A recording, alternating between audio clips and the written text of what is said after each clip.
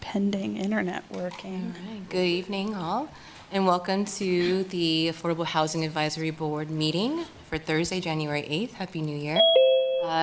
We will just begin and do a call to order, and I will go through the list of those members, and please mark or say that you're here when I call your name. Monty Sokub. Here. Mark Bueller. Faith Lopez. Here. Donovan Dillon. Christina Gentry. Marielle Fierro. Here. Barry McMurphy. Here. And so that is the most of us. So we'll move on and into receiving hybrid meeting and public comment guidelines. Yes. Good evening, everyone. Please silence your cell phones to minimize distractions during the meeting. And the primary format for accessing and participating in this meeting is in person at City Hall. Virtual access to view or participate in the meeting cannot be guaranteed. The chat function won't be monitored during the meeting. General public comment will be taken at the end of the meeting. When the chair calls for public comment, please approach the podium to indicate you would wish to speak. If you are online, go ahead and raise your hand, and we will unmute you and allow you to provide your comments. So we do reserve the right as a city to turn off videos or to mute participants. Please state your name before speaking, and all comments will be 3 minutes. Thank you. Thank you. Moving on to item B, approving minutes. Can I have a motion to approve the meetings of December 10th, Move 2025? to approve December 10th, 2025 meeting minutes. Okay, I've got a motion. Do I have a second? Second. Okay, the motion's been first by Marielle, second by Faith Lopez. I will go through the members here just to make sure that we are accurately correcting and connecting with all the folks. Going through the list here, Monty Sokub. Approve. Mark Bueller's here. Faith Lopez. Approve. Donovan Dillon. Christina Gentry, approve. Marielle Fierro. Approve. Barry McMurphy. Okay, and so that is 1, 2, 3, 4, 5 approvals. Thank you all. And we will move into our item C on the agenda, and that is to nominate and hold elections for chair for the Housing and Affordable Housing Advisory Board and the vice chair. I'm just going to read a few of the notes so that we are all kind of in the same alignment of how this process works. We are all welcome to self-nominate for these positions or to nominate another AHAB member. The person will either accept or deny that nomination. And so just briefly, the duties of the chair are primarily to preside over the meetings, to speak to AHAB recommendations when called on to do so by City Commission, and to attend any major or member issues and work with the staff liaison to work and set the agendas. There's also some information about how much time the chair gives and the vice chair to spend in meetings in collaboration and preparation for the agenda. And the vice chair serves as a backup and co-lead to the chair. So if we could open that space up and have a conversation and nominations, please. And Christina Donovan's on the Zoom now. Oh, perfect. So Donovan, welcome. Hi, how are you? Good evening. We have just moved into the item C, or item 1 on agenda, item C, and nominating and holding elections for chair and vice chair to the board. And we welcome any nominations.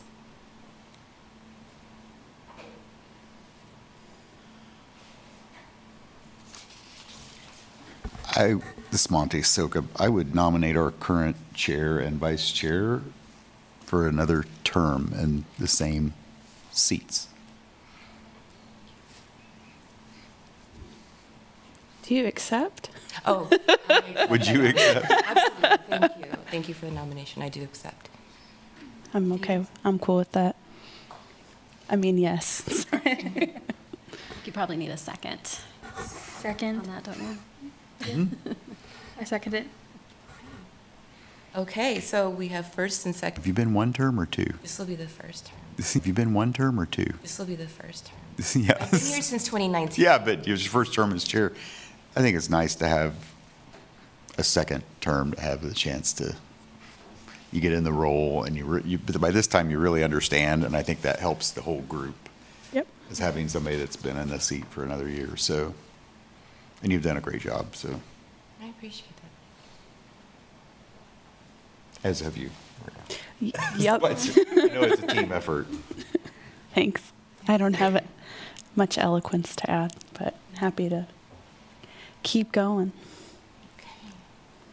All right, well, with that, think we- okay, I will just read a little excerpt because I was really happy. Do we need to finish the vote? Oh, okay, yeah, I think we need to vote, right? Or- You need to We had a close the motion and a nomination. second. Close the nominations, I'm so sorry. and then we can take a vote. Okay, cool. So we have closed the nominations unless there is any comment from anyone of the board members. We will close the nomination, and then we will take a vote. Thank you, Monty. Going through the list of the members here listed, if you are in favor, please say aye or nay for the vice chair and chair nominations. Monty Soka, Aye. Mark Bueller, right here, Faith Lopez. Aye. Thank you. Donovan Dillon, Aye. Christina Gentry, aye. Mariel Fierro, Aye. okay, and Barry McMurphy. Aye. Okay, so we have 5 yays, and thank you again. And we can continue serving this board in this capacity. Thank you. With your continued trust in me as chair, I will strive to ensure our community is one where all have the opportunity to thrive. Moving on, we have a agenda item 3.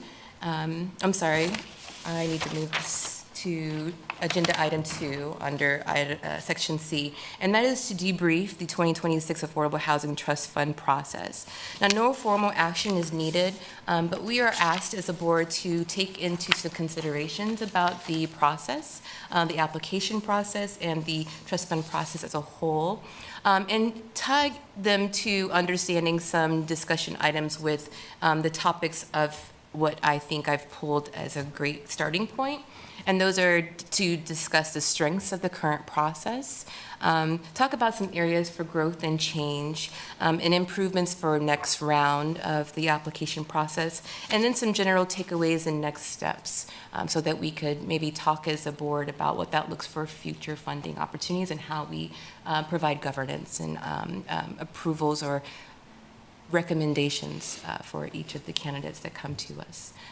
So if you'd like to open up the conversation and based upon those topics and maybe discuss a little bit about the process and how you experienced it. We've got some more seasoned people who have worked in this space and then some newer folks who did this for the first time.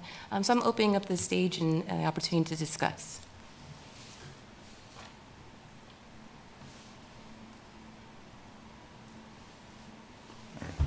I'll jump in here. It's Monty Sokup. I think, if we want to continue to have an all call for all projects, I think this is a fairly reasonable process.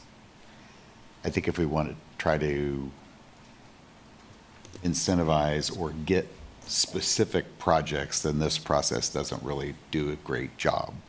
So I think we have a board level decision about how we want to move forward in applying the trust funds. And if we decide that we want to, create projects, or we have city land that we want to develop and we're going to do a, site specific project or proposal, I think it takes a different kind of process. Mm-hmm. But if we're just going to continue to do, which I'm not saying is good or bad, do an all call for any projects that impact affordable housing, then I think our process is reasonable, at least. It's not perfect, but it's a reasonable process.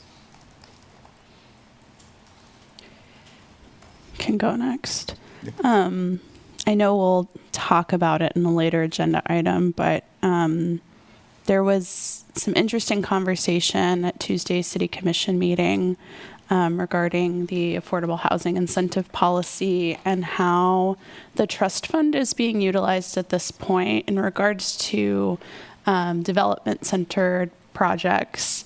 And I think a a point that City Commission and also Leah discussed was the difficulty of having an application time frame, not a rolling basis for applications in the development space. It was an interesting point to bring up that, you know, the other incentives that are provided or potentially provided to development projects are received on a rolling basis, and that's not how our trust fund application necessarily is worked. It does require some folks to wait and perhaps plan projects at different stages, and maybe either prematurely put in project applications or kind of wait till the last minute, especially with how the application process for LIHTC projects and awards in that space, and some other funding opportunities outside of our body. So I think there's two spaces my mind is going to. One is that if the affordable housing incentive policy does make it and has all of the great things that we're going to discuss, that might change a little bit about how we perceive the trust funds, or in that particular policy, the grant portion of it. But also, I think it's an interesting point to entertain. With those particular funds, are we also looking at being more directional on how we want the funds to be utilized? I think if that's something, and we had discussed having a work group that would do some exploration for that, if that is something that is of the interest of this board, I think something that would feel really important to that is having some community input, or as much community input as possible, to make sure that it's not only the will of us and this board to have projects that are specific that we award, but that we're utilizing taxpayer dollars in the way that is representative of the taxpayers. So kind of living in two worlds. I think this incentive policy has given me some other things to think about. But I think this previous application process has mirrored the ones we have been doing. I think sometimes it's difficult to have some projects where we have applications that maybe weren't as thorough, that, you know, maybe we had a lot of questions on, and I think encouraging the application process to be as thorough as possible, especially since we have a limited amount of money, feels important to me. I'm really appreciative of Leah separating the applications into development and acquisition and into programmatic. I think that's something we should continue regardless of what we do, because I think funding those programs are incredibly important in a way we sustain and preserve affordable housing beyond the development of property. So, yeah, I think that's all I have. Thank you. Have we ever given out a survey to the applicants after they submitted their grants and gotten feedback? We do capture and collect on the reports and reporting, and that's done throughout either quarterly, but we receive reports based upon the outcome, what is happening, any barriers to the success of the project, and those are done quite frequently. I'm not sure the dates exactly. Yeah, those are more reports on how the progress of the project is going. I don't know, Danny, I don't know if we've ever done like a satisfactory survey or a feedback survey. Yeah, I don't recall any survey, but I would add to that when processes were created, we had tenants to homeowners, Douglas County Housing Authority, Family Promise, Right. and Habitat on the board helping create process. So they certainly had input, whether they like it or not, I can't speak to, but they certainly had input when that was being developed. Yeah. And the incentive policy that, we're having draft form right now has been open for comment, multiple times, I think. There was that public comment process earlier in the fall, but then each time there's a discussion, there's an opportunity for that. Certainly, I think it would be interesting to have some feedback from our applicants about, we certainly get feedback. It's usually like during the process and in public comment where the opinions do come out. But I think from like an equity standpoint, it would be good to know. And I think maybe was the motivator of separating the applications into developer driven and then more programmatic. And so if we can continue to get that type of feedback, I think that's a great idea. I'd be interested in thinking about how we can do that. Yeah, I think that just opening that space up to have that input, have that conversation, even though it's happening in different spaces at different times, just having it kind of honed in on exactly what can we improve on, if there's any improvements, or if they say this is the best application process I've ever done, that's great too. We'll take that. So I'm writing down feedback mechanisms implemented to track progress or effectiveness of the process for the applicants. Can I also say I really love how we paid attention to our scoring metrics this year? It was great to, I know that was the one of the inflection points of awarding folks or not awarding folks was really looking at those aggregate numbers and saying, hey, not only is, some of the narrative that we put behind this as to why we did or did not fund this application is important. It's also symbolic of what the collective is feeling by getting some of that average and actually honoring that. I think sometimes it's hard when we want to award money and just get it out of the way.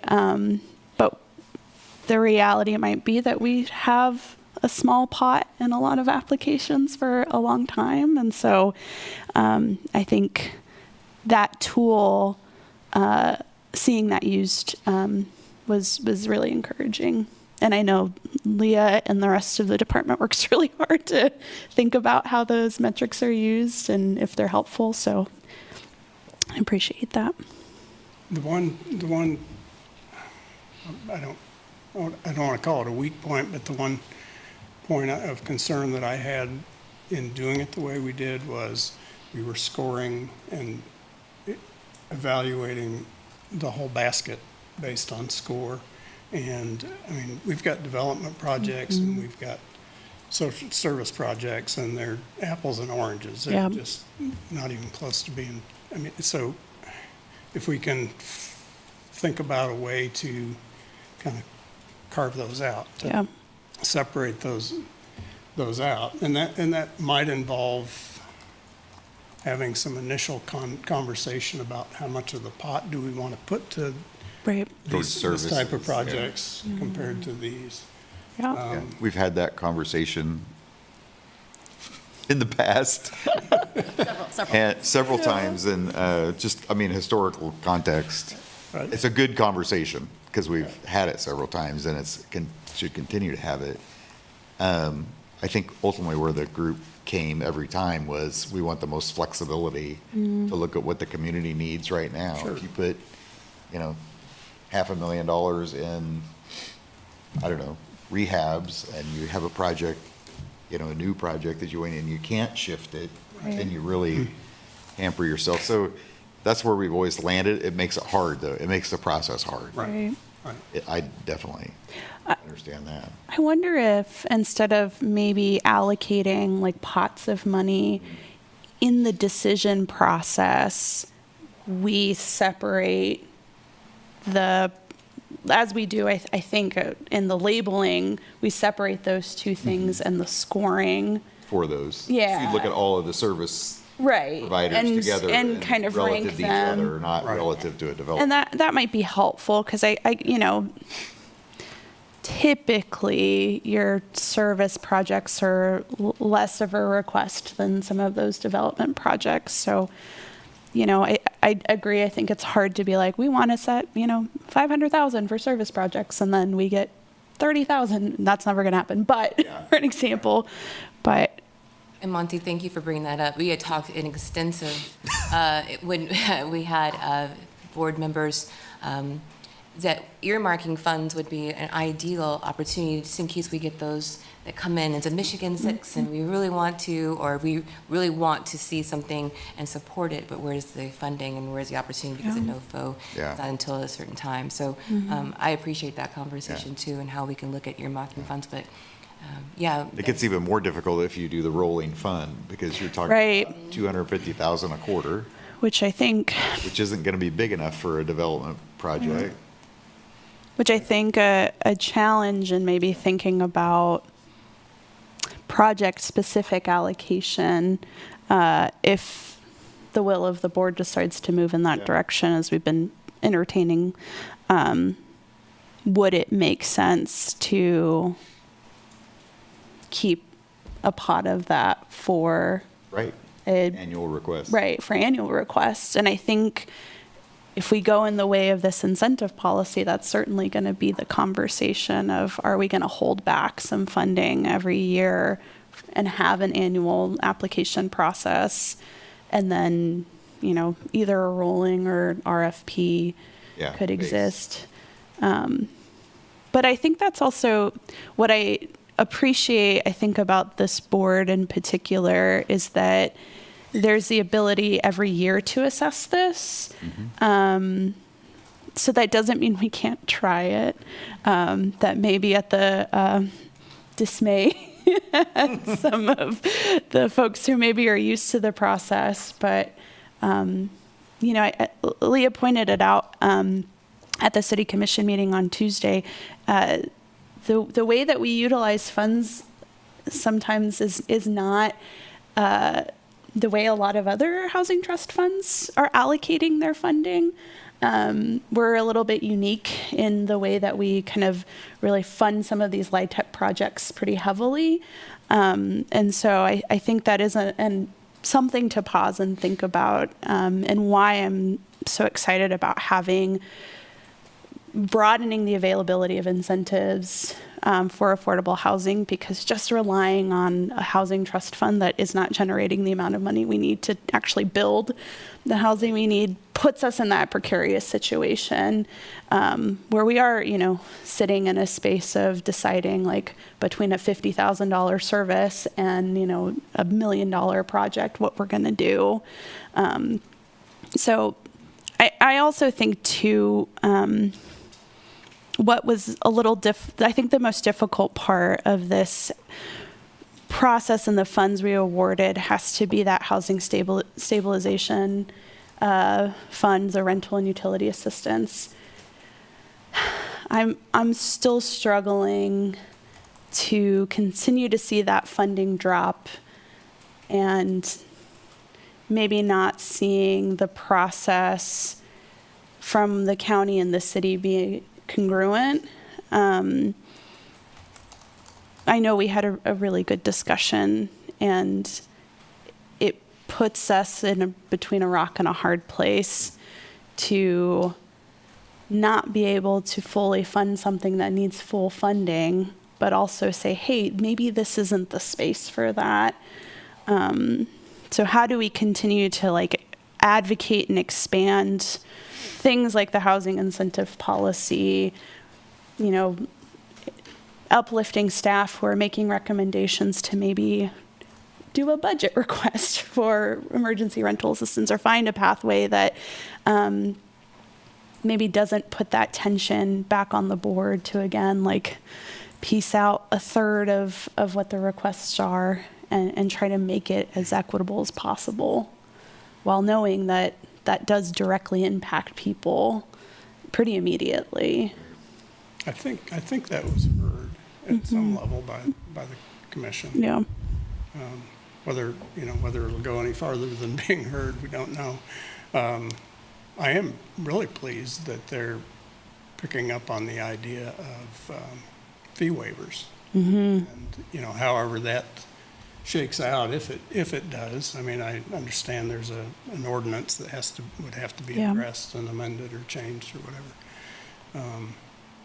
But, I mean, that could be pretty huge if that could come out of general operating for the city. Thank you. Donovan, you have your hand raised. Yes, kind of to Marielle's point, that is also something I felt, and I don't know if this happens in the year and just didn't align with when I joined the board, but I think if we could advocate for like a meeting with the commissioners to kind of talk through some of these qualms in the process and like the alignment, I think that would be something worthwhile to advocate for, especially to just get into some of the like more nuance around the things. And the discussions that we have internally on the board. Yeah, I know that staff has made the specific case for the emergency rental assistance conversation because we just make the recommendations for the trust fund. So I don't actually know what our pathway could be to have those kind of conversations. I don't know, Danny, if you have any. I would probably leave that to Leah to kind of look at. I'm sure she's got some ideas, and I think this input on how everything went, on this last cycle is going to be real helpful. Yep. To kind of looking at how we move forward. So, and like you said, the affordable housing incentive policy is potentially a game changer for a lot of this stuff. So. I think the final thing that I'm thinking about, and I don't know if it's any of our business or not, but I'll bring it up anyway, was I know during the approval process for the recommendations, we did have it pulled off of the consent agenda and for discussion based on one applicant who did not get funded. And I didn't attend the meeting where they talked about whether general funds were allocated, so I don't recall how that shook out, but I know that I did come and make comment and provided, some support to why we made the decisions we made and, some of the tension we were holding around when we have a repeat applicant and the award that was given previously was funding a certain amount of units and then we didn't get that, and that was coloring the conversation. From sitting in that space and listening to commissioners, I don't think they heard that particular part of the meeting if they listened to our rationale in the meeting. And so I'm curious about that particular space. I think the fee, it ultimately came down to fee waivers, but that was also not the first time our recommendations have been pulled for discussion about or modified, which is fine. I'm just interested to hear a little bit about how you all felt about that, or if anyone knows what happened. Yeah, I want to reflect on that too, because that comes to a question of, are there any areas where our selection criteria might be unintentionally biased? I don't want to center or focus on one individual, but I will pull up some of the things that I heard about, being a nonprofit and being, heavily funding nonprofits and how developers are having a hard time. But I think too, going back to your first comment, Marielle, where the average median score was really across the board, very much in alignment with each one of our diverse expertise in this board. So we're all looking at the same information, reviewing and asking questions, and we came to the similar decision based upon what we know is our community need and what our goal is, which is to follow the goals and outlines written within the AHAB's goals and structures. So I would ask this question, and maybe it is a question of reflection, and entertain it slightly, but are there any areas where our selection criteria might be unintentionally biased?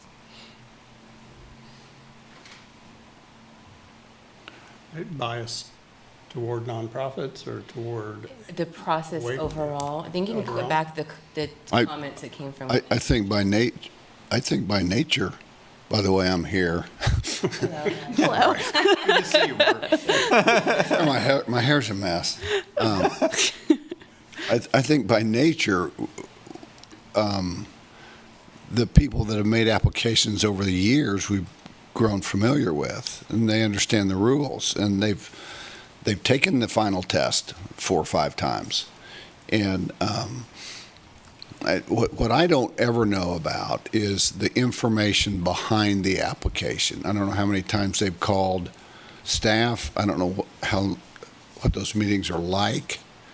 I don't know any of that. So we all make our own calls based on our own value system. The one thing I have been reminded of, I served on a planning commission years ago, and not affordable housing. But it'll come to me. And anyway, we are advisory, and they make the big bucks and they make the call. And we may have studied it longer, but it's their call, and it's their responsibility to put that money where they think it's best. So every time I get frustrated with decisions that nobody listened to me, which is frequent, I remind myself, this is advisory, and if you don't like this, don't do it. So, anyway. That's fair. I think one thing on that particular situation with that application that didn't come across in the city meeting is our city attorney gave us the instructions that if we did award that, it would potentially alter his existing contract with the city. And I think at least my decision was I'm not giving up those 3 units, and going to award. So I chose not to vote not 0 on that. So it would not, and I don't think would not change his stance on the existing contract. That was me personally. That the city commission didn't hear any of that. Right. So I don't, it's hard to say. Did they hear the whole story, understand the whole story? Probably not. They're sitting up here, they get, 20 minutes to talk about it. Right. At a meeting. So, but again, we're advisory. We do our best. They do their best. But Yeah. It is what it is. I wasn't particularly offended by the process. I mean, Yeah. we did make our recommendation, and, and they took it a different direction, and that's what they do, and Yeah. the applicant did lobby them at some level Yeah. to affect that Yeah. decision, and. Which is his right. Which is his right. And yet they still respected the recommendations and didn't change the recommendations. They decided this is important enough to them to look. Right. To do to look more for a funds. chunk of money somewhere Yeah. else. Yeah. And yeah, I absolutely agree. I think also, the rationale and reason behind boards and commissions is because there's entirely too much work for a city commission to do, right? And so we are appointed by city commission to do these reviews and do these processes. I think the thing that stuck out to me, which is just a personal thing, and whatever, because we have the time and space and I have a microphone in front of me, I'm going to say it, that it felt, and that I had conversations afterwards where there actually was not a watching of what happened in this meeting. And we don't lobby our city commissioners. We say, here are the recommendations based on the work you asked us to do. So that feels a little bit one-sided, but, at the end of the day, yeah, we're here to provide recommendations, and, it's at their will to how they want to take that. So maybe there's a place for kind of a change in format and how those recommendations are submitted. In that particular case, had we gone in the direction of, recommended, but, to make a space for a real clear kind of discussion of, these are the issues, we want to see this project happen. it's not going to comply with the current contract, the money which had already been spent before Right. the tax credits are awarded, which is another kind of concern of mine. But Yep. to kind of clearly outline that to the commission that, these are the concerns. Yeah. Or if we don't fund it, these are the concerns. Yeah. And I think that allowing space for that, I think probably would have been helpful. So we didn't feel like we had to show up to a commission meeting and justify our actions. Because I think that was the thing where I was like, well, I made my recommendation, but then it was called and I'm like, okay, well, now my recommendation is being called into question. Okay, that's fine.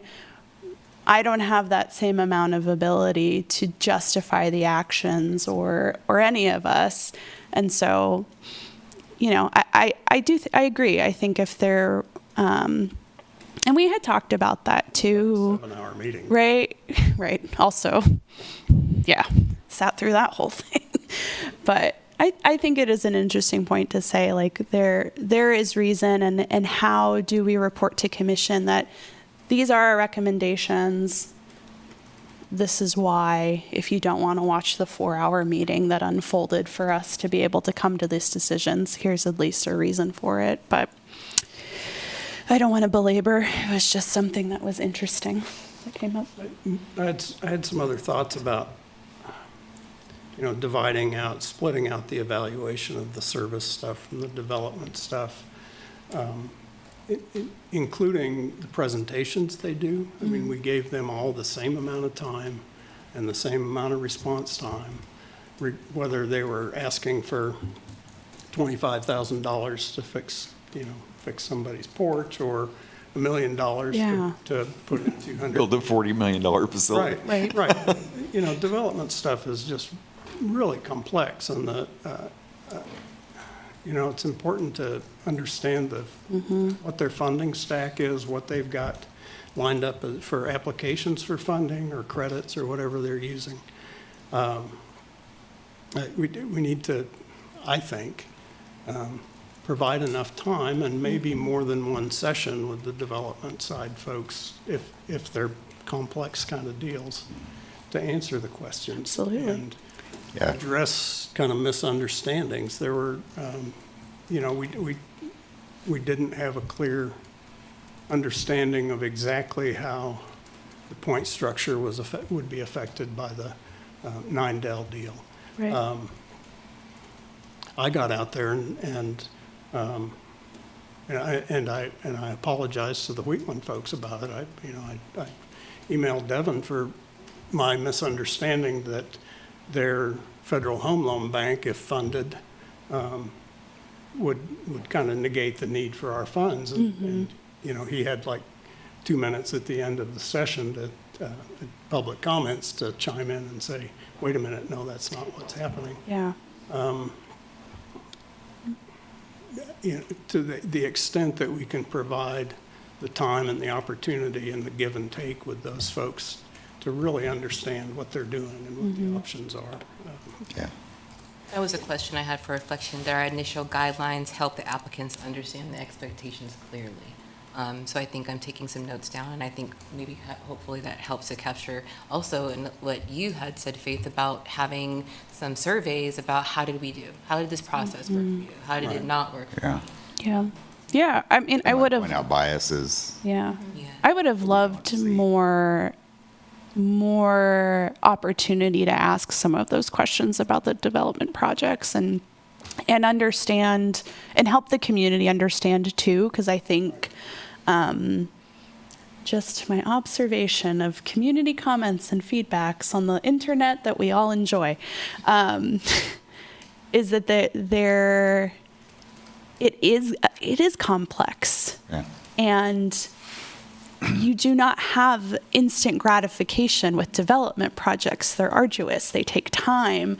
There is justification for funding that may not necessarily be understood in the immediate. And so as stewards of affordable housing, how are we also bridging some of that gap of understanding and education of like, we actually do need these projects. We do need to build more affordable housing, contrary to maybe popular belief.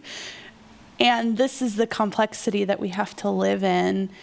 We want to help understand that as much as possible and be good stewards of the trust fund, and also know that this partnership between public dollars and private development in this timeline that we live in is the one that's building affordable housing. So how do we best understand what projects are in front of us?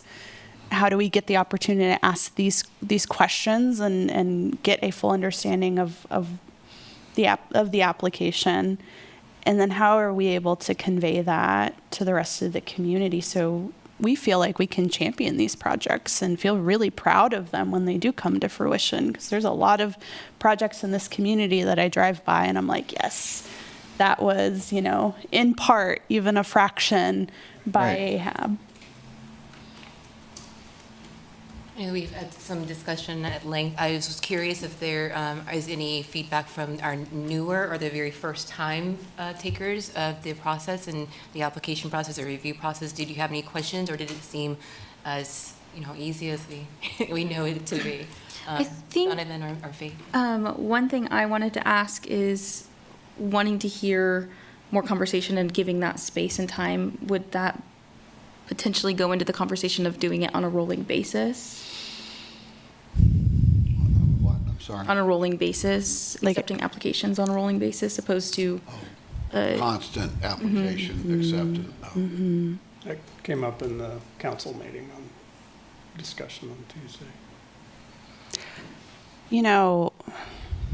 It could just, yes, it could. Also, it could just mean we maybe have a presentation meeting for development projects. We have a presentation meeting for service-based projects. And we take the full meeting time for those spaces to allow for maybe more thorough presentations. It's also in what we ask and require folks to present to us, right? And not only, is that a review of the application and the rubric that we do every year, but I think that's in what are the things that we absolutely need to know in order to see a project as successful. And to me, it's not, I'm going to deny this or I'm going to improve this. I want to champion everything that comes through our doors. So how can you make the case to me that I need to champion this? So maybe giving more space for that could mean just setting up our meeting and review structure a little bit differently, which does take more time for us. So also. Yeah, just to chime in, I wouldn't use easy to describe that long process.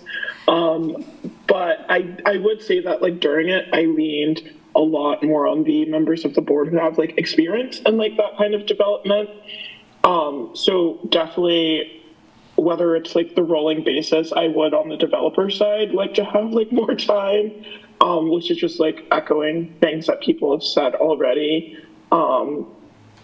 So yeah, I just know from that process, I had a lot of things that I gave myself some homework to look into and research a bit more. So I think on our side of the process, maybe even having some resources for newer members that join the board to familiarize themselves a bit more on some of these things and types of projects would be helpful. Yeah, not everybody walks in knowing what there is to know about LIHTC or about any development. So I think that touches on bridging the understanding gap as well, so we can provide that to the community as a whole. How about getting a building permit? Yeah. Walk us through that one real quick. Lonnie, we don't have time. Yeah. And I know Leah had in some of our communications shared, Kansas Housing Resource Corporation does provide on their website some education resources on LIHTC and on, different elements of how they fund and what they look for. that does require some exploration Yeah. by board members, but I think in onboarding to perhaps this board could be, what do you feel like you need to know to be successful and to be able to speak up when we are talking about these projects? Because, Monty and Mark can sit here and talk about door costs for like 3 hours and everyone can stare at the ground, or we can all know exactly what we're talking about. Yeah, I think onboarding hit that on the head. And just like even compiling some resources for people to look back on, ahead of this process, things like that would be very, very helpful. Yeah, I think, in looking at the applications, I thought one thing that I felt we didn't do a good job of is evaluating the project costs, because they're basing their whole request and their whole pro forma on the cost of these facilities. And in my opinion, some of the facilities were highly elevated in cost, thus the need for higher grants, the higher light deck, all that, when I look at what's being built commercially and the costs to do that. So it's skewing the whole equation on what they need to fill the gap. I don't want to say they're creating a gap, but there's almost a gap created by the project costs. So I think an analysis of those construction costs, even if that's by somebody at the city, is going, yeah, we see this kind of development cost, would be helpful to me. But again, that's something I pinpoint down on. I drill down on that because that's where my area of expertise is. But And I think the same lens to service projects we fund, and oftentimes we see in some of the like more programmatic or service projects that we're funding it in its entirety. And we had a very, spirited discussion about what that means to fund something completely and then run into a situation where, well, we're now getting this application every year and we actually cannot fund something like this every year. So what in the way that we're asking questions in the application, are we talking about sustainability? And because while I love a lot of the service projects we provide, I'm glad we can be funders of them, there may come a day where we do not have a housing tax credit for this, or our trust fund is, I hope this never happens, but is smaller than what we have. And if the dependence of the sustainability of those programs relies on us, I feel a little tension in my own heart of like, I may not be able to fund this next year, and you solely rely on our funding. So what's the encouragement and what's the resource exploration we want applicants to go into to at least have some self-sufficiency in that? And I know a lot of those projects too, on the other hand, have been like, yes, we can do this without you, or we have other means to be able to help fill the gap. But we do see that more on the service side too, of just 100% of the funding that they're needing for this project is relying solely on AHAB. It seems like that's maybe more of a concern when the money is going to staffing and, basic operating. The Yes, kind of stuff. definitely. It's like you need our money to have anybody. Whereas like Independence Inc., they have somebody who specializes in accessibility stuff, and what we're doing is supplementing what they're already doing with funds that allow them to put, hard dollars into people's houses. And That may be a good way to think about the application question, is what's the administrative cost versus what's actually going to fund to support the end user. How do we elaborate on it? Let's don't forget, we were able to fund 20% of the requests. So, while we're worried about that 20%, and we should be, the other 80% didn't get anything. couldn't even get in. Yeah. So, Yeah. If we had 1.2 every quarter, we could go to a rolling. Yeah, we just need more money. We need more money, please. We have different fights, so we different stuff. Just pointing out some highs for me personally. I love the collaborative that we received in working with Peasley Tech and working with the Housing Authority, and how that combination and that application came to us. That seemed like just a perfect opportunity to like influence community engagement and all the things we know that makes this work as a build for a community. And I really liked seeing that there was more applications that came in for educational or community engagement. We had some really great ones that came in from the HRT that we don't want to discourage anyone from applying, but it's just great to see people talking about this on any civic level, on any community engagement level, and wanting to know more. So having that application come and knowing that this is a process by which people are examining ways that affordable housing can look as we talk about it in a normalized conversation, I thought was really a high point for us receiving applications in this go-round.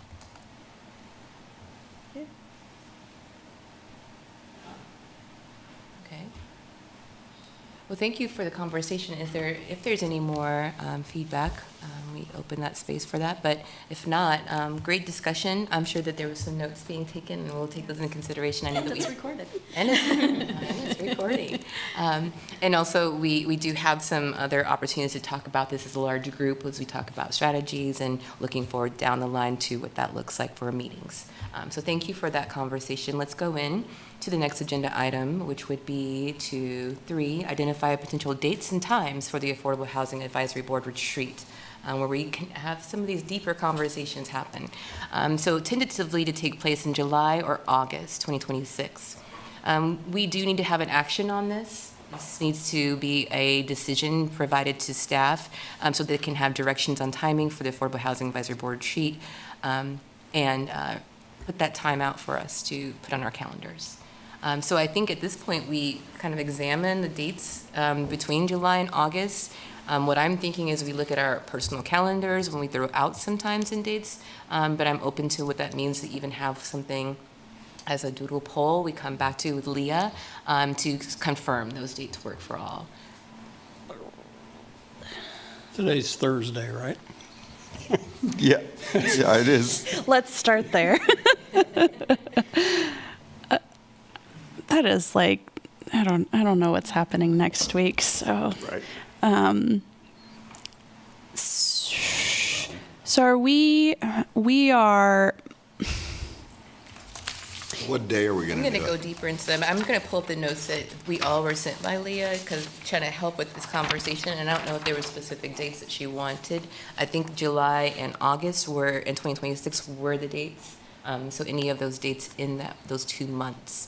But we need to narrow down specific dates to weekend times that work for you.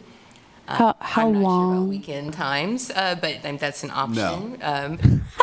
In this bullet that came from our advisor here, that based on what is agreeing on the meeting, Leah will follow up with a doodle poll for a final date. How long? Yeah. Retreat. Good question. How long retreat? I They've asked been- that question today as well. Okay. She said that what she was thinking was maybe like a half day, like a 4-hour Okay. kind of thing, unless you all thought differently and thought maybe it needed to be, a little bit longer or shorter. But I think that was her starting point was. Okay. And that's when we would set our goals, right? The revision of our goals. A Okay. good time, and I don't know if it's being facilitated as it was in the past by someone who could kind of help direct or guide our conversations or discussions, but, okay. And also there's room considerations. I mean, I think that's why several dates would be. Yeah. Do a doodle poll and let us do our logistical work on this side. So. So I guess for me, it would be time of day, and we're saying no to weekends. So during the week, I think the more important question would be time of day. Would we want that like morning, afternoon? Either. Yeah, or do you do 4, 5, 6, 7? Have just I'm just thinking about people that work. Yeah. That was more my question. Like, Off work. do I have to ask Yes. off work? Is that helpful? I don't know. I do have to work. do I. So later in the day slash afternoon would be ideal, just to minimize. Well, in this day of all the flexibleness we have in our places of employment, I think for a community service that someone could get the afternoon off. Anyway, We I could withdraw try. that comment. That's fine. 3 hours, starting at 4 o'clock. Let's start with Thursdays in July and August. Yeah. I don't know what else to do. Yeah. Yeah, so I would- far, Yeah. Yeah, that's Go a ahead. bit- I would say not past the first week in August for me, if at all possible. Okay. Oh, yeah, school 'cause comes school, back And yeah. things get Yeah, I've- crazy for me. July feels But probably. that's just one. And always. so after the 4th, obviously, People. Yeah, so any time from, On vacation. 9, 16, 23, or 30th of July. Those are the Thursdays. I guess maybe an easier question would be, does anyone have conflicts on a Thursday in that 2-month spell? Maybe that's an easier way to look at it. Well, not yet, but, Right. you know. I was going to say the sooner we can schedule Nothing I can this, move. the better. at this point. Donovan. Yeah, I was going to say, I agree. I think anything besides that first week of July into that first week of August would be a good timeline. I think after 5:30 for people who work. And then if we could write down like even like the topics we want to cover so we can see like, do we have enough time to cover it with those parameters? I think that would be a good starting point, and then sending out the doodle poll for the Thursdays on those weeks, if that Thursday is the day that we decided. I've done too many retreats. I'm personally not a fan, but we have to create a time and we got to do it. Yeah. Right? We can't. So 3 hours. Well, I think it was 4 hours is the minimum, I think. That was Okay. by Leah. Yeah, you're not getting out of That it. was just. Well, then I'm not starting at Suggestion. 5:30. Suggestion. So we can work Yeah. below or above. sorry. Yeah. Yeah, if it's 4 hours, you don't want to start at 5 and go to 9. I don't think, but I don't. I agree. If 4 hours is the basis we're working on, I would rather split that off of 2 days, because I don't think making it before 5:30 for people who are working is accessible. So if a 3 hour would be fine, I'm just picking up the number that was dropped by Leah and just moving that forward. But 3 hours seems to be a sufficient amount of time, and especially if it's moderated or facilitated by someone who has us in a goal and a time and kind of can conduct Right. what we have as our idea. yeah, if we have a facilitator, It's that's helpful. helpful because they'll control the conversation and the pace. Hopefully. Okay. So I think we did identify some potential dates that work for most, and it was narrowed down to Thursdays in those 2 months. That would be a 3 hour after 5 PM seems to be the consensus. So gathering that information, I think that that's enough maybe for staff to Just work to with. clarify, Donovan, you had said the first week in July or August. Did you mean August for that, or is the first week of July also problematic?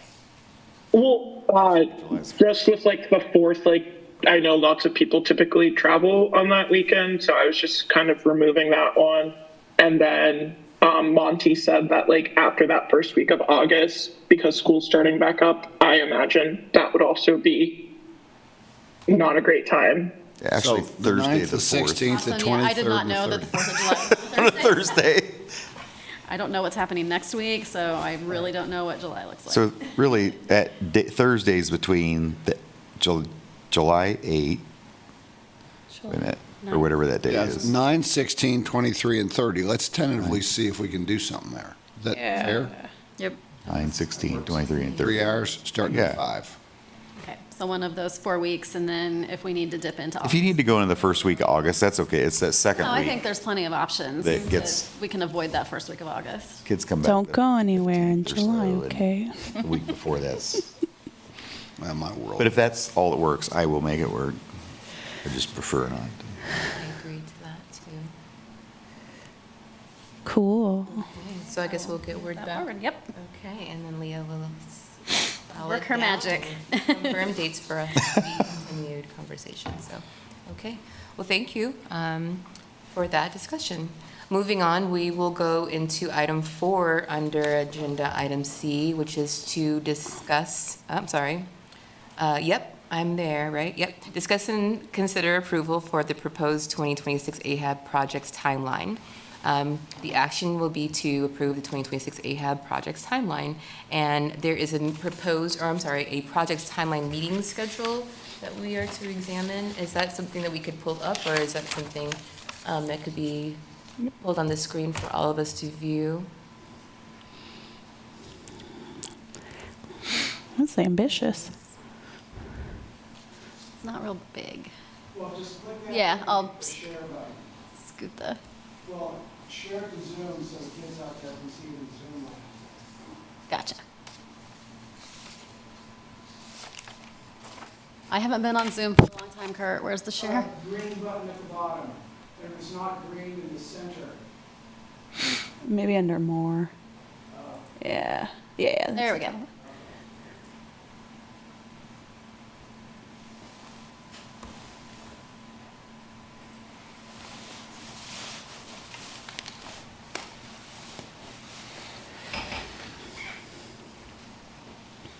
works. All right. Sorry, guys. It's Stuck okay. with the You're B good. team here. Glad you're doing it. We were all walking through that with you. So in review of the board projects and the regular meetings, we will need to discuss approval of the project's timeline based upon what we are looking at. So let's review those, and Okay. that's a little easier for me to see, and discuss the dates and see if they are also in alignment with what we have discussed earlier for the times and dates for us to view projects. So we have, I will just go through the bullets. The regular meetings are the second Thursday of every month, 5:30 to 7:30.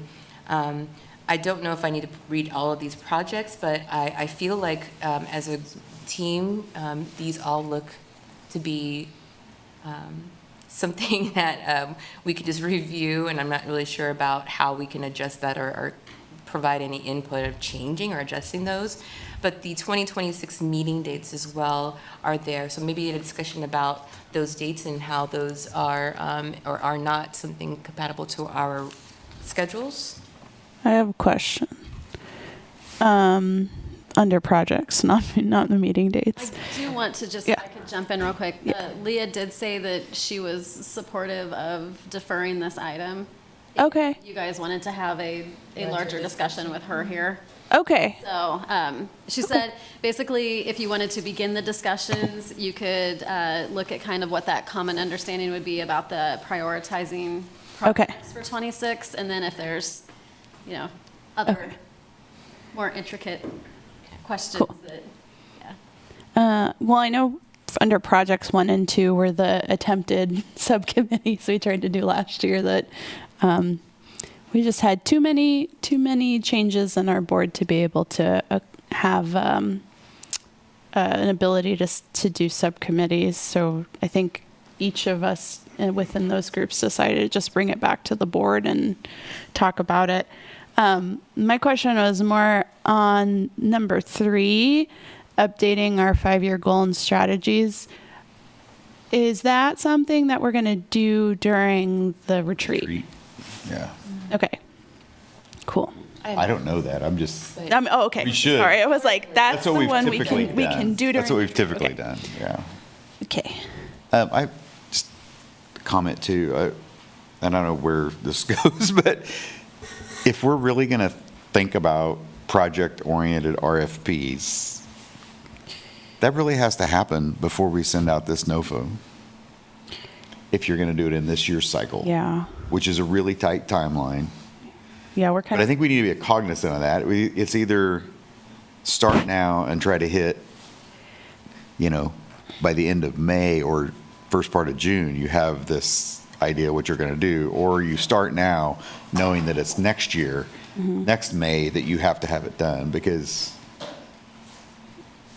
Yeah, this And we is just need to decide which we want to do. I don't think either is wrong.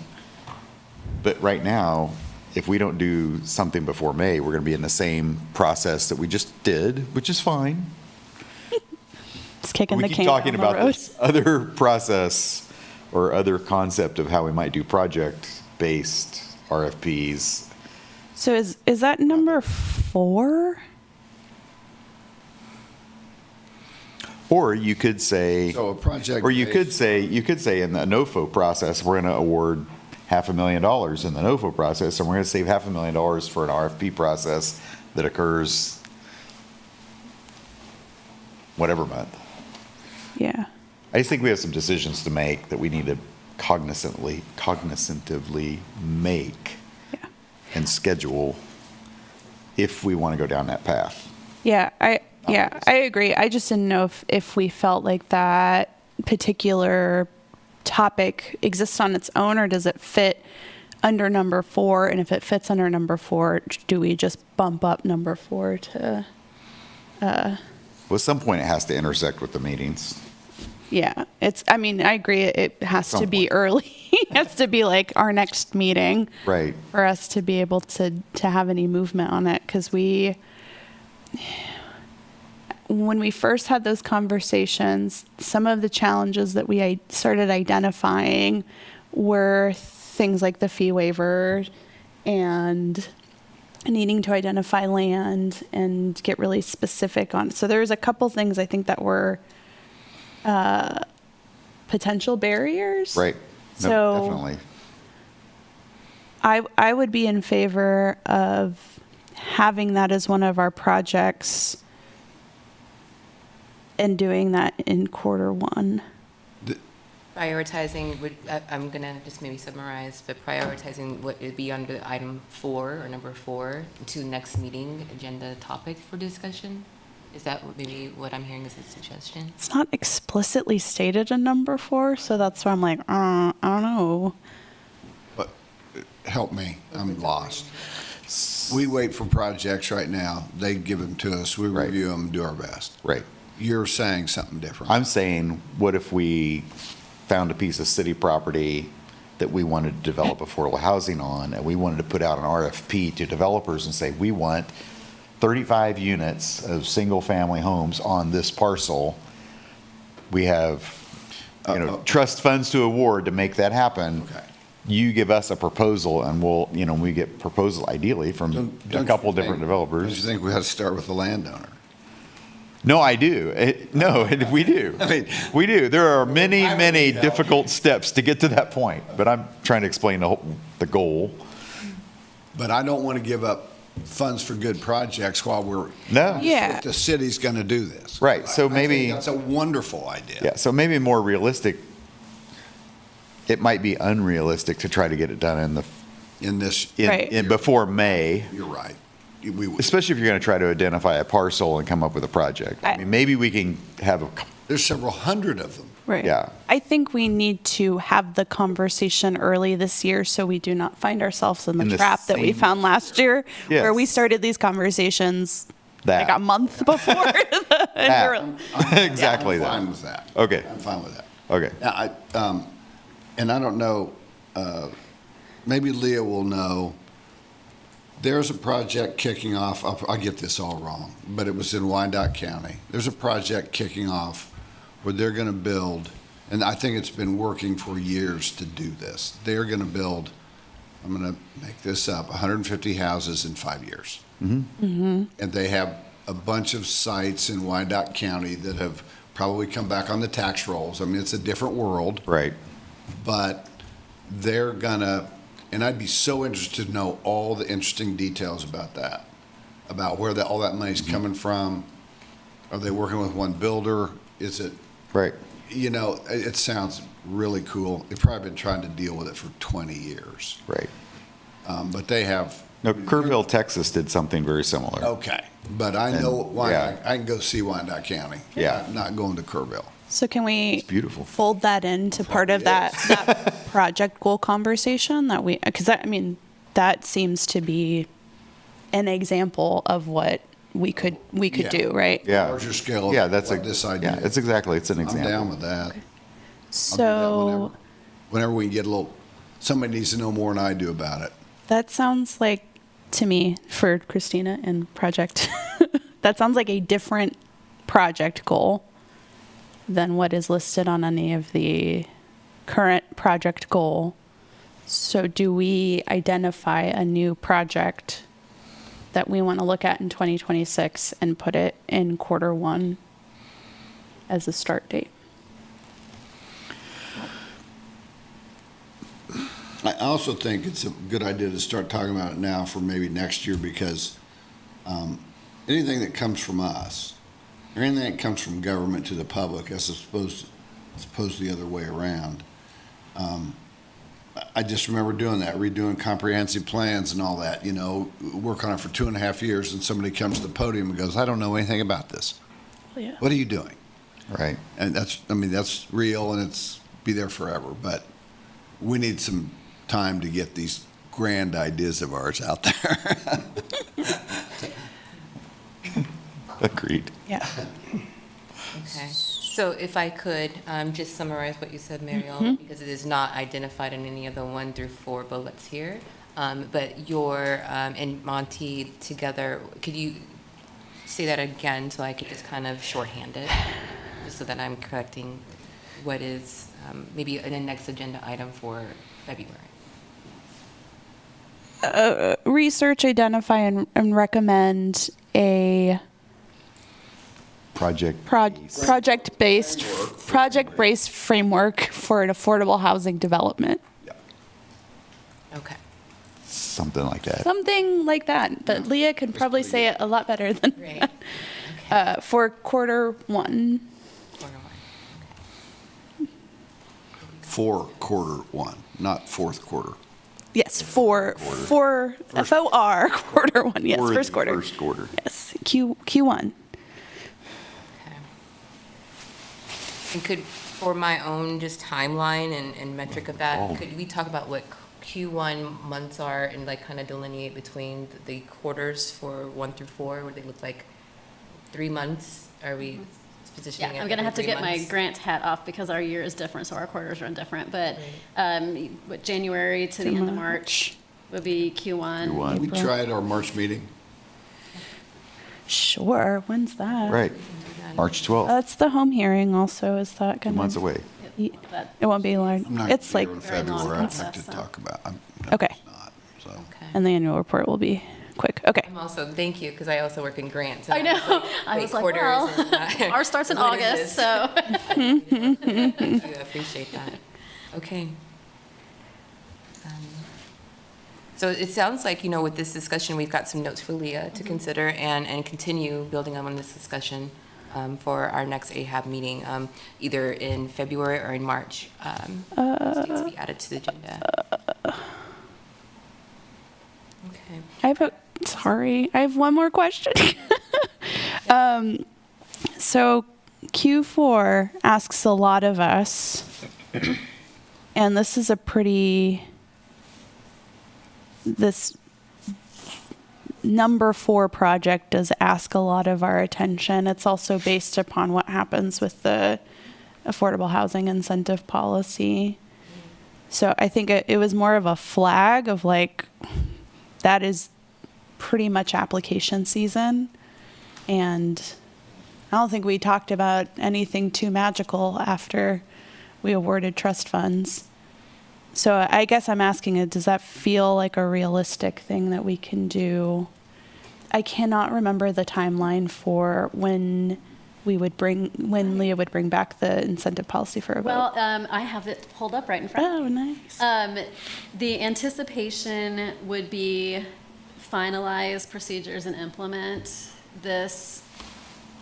I'm assuming, she says Q3, so Okay. probably towards the end of the third quarter. So I think that probably what this does Okay.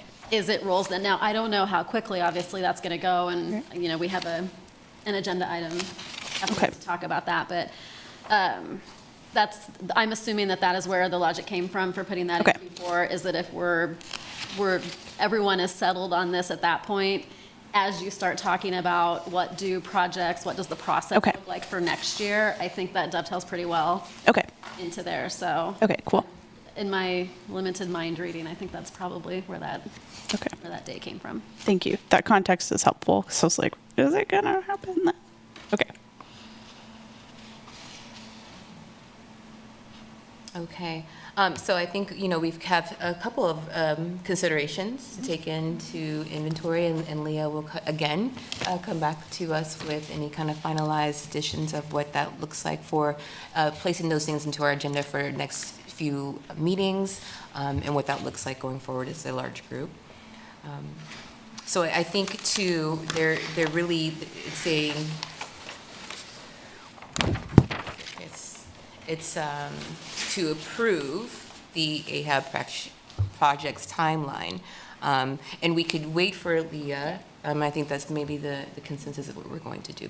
But noting that we've made some instructions and given some recommendations to expand or to just look at the different options through 1 through 4 and add on those for our next agenda. And it looks like, too, she's highlighted a couple of the meetings that have a longer date. I do notice that July 9th is a regular meeting, so I'm assuming that probably is out of the running for the retreat then. Yeah. Okay. So, I don't know. maybe not, because that's all that's on there right now. So, I mean, it's possible that Yeah. that could be expanded, so. Yeah, we could maybe just, But just a couple of items of note here. We will have a presentation from the folks that are working on the affordable housing study in February.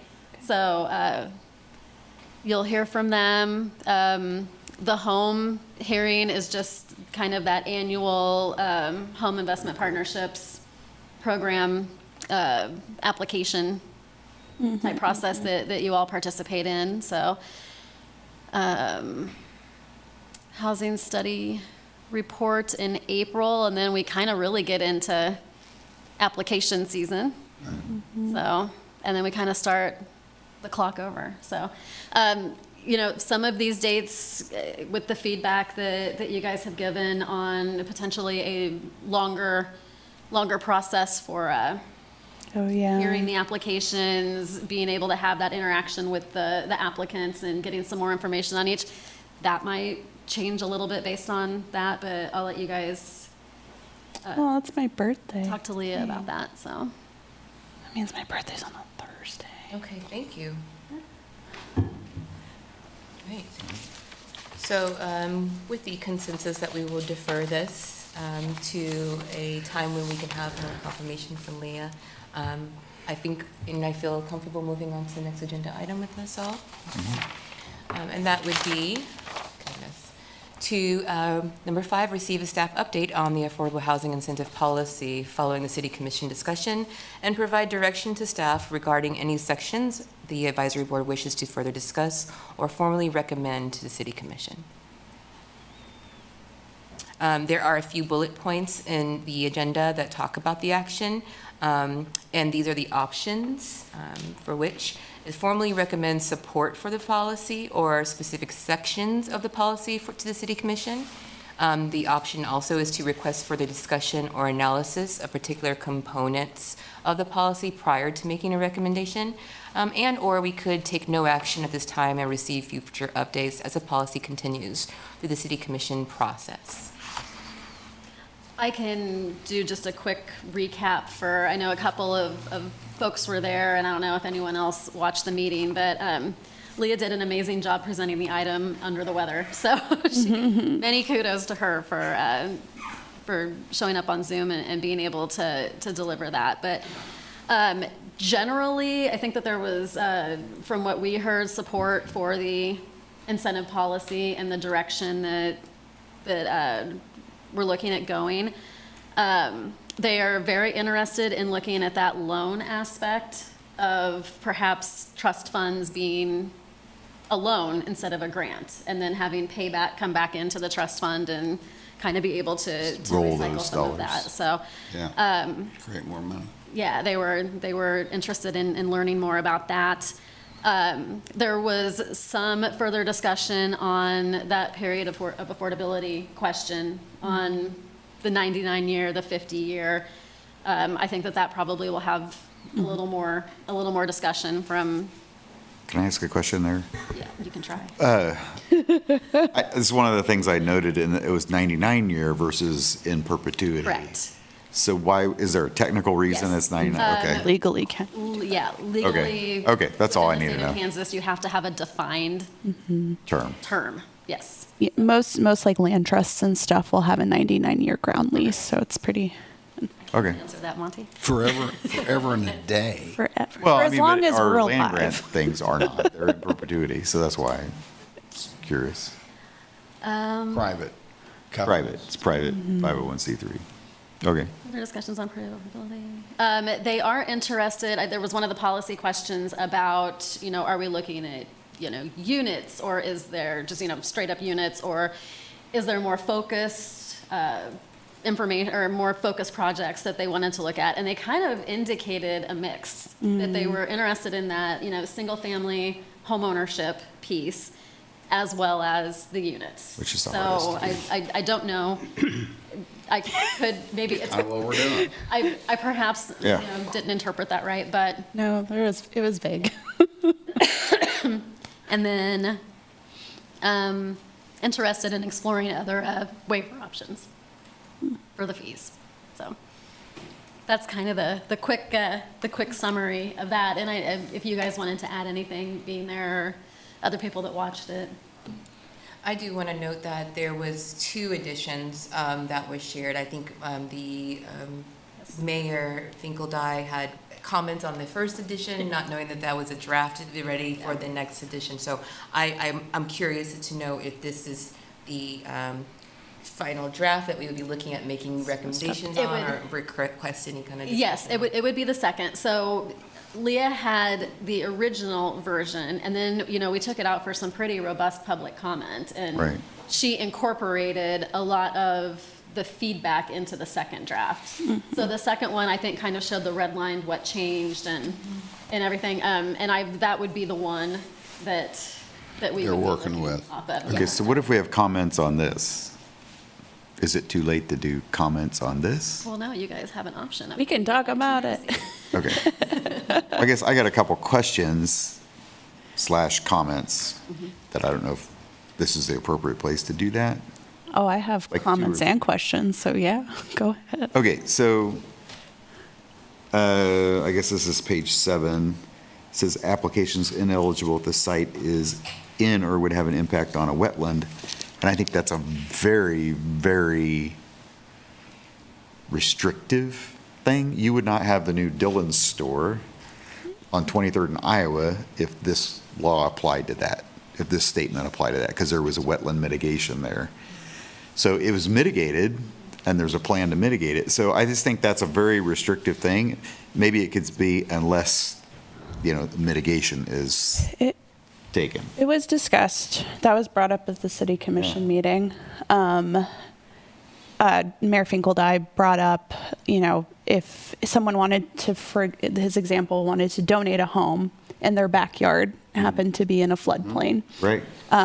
this would prohibit tenants to homeowners or, any other group or even the city from obtaining that land. And so Right. the original language was more in line with what the LIHTC application or the state requirements for, building in that area.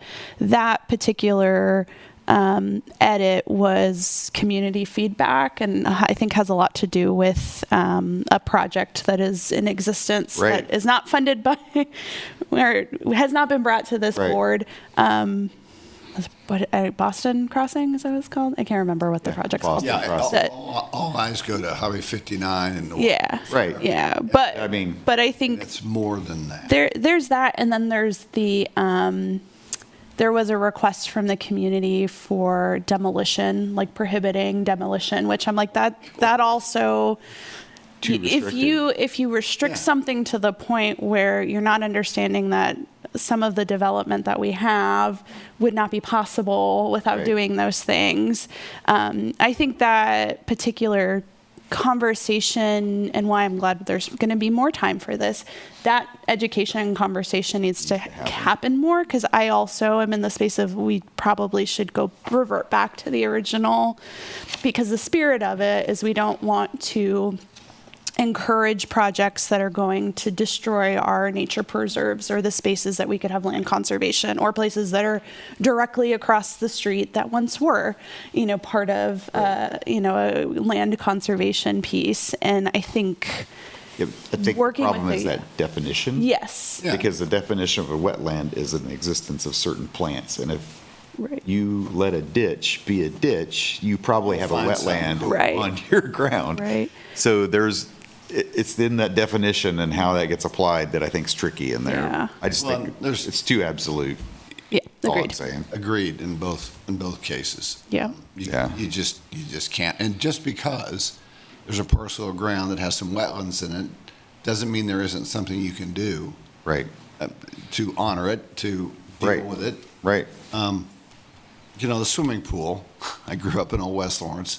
The swimming pool could not have been built today. That's detention.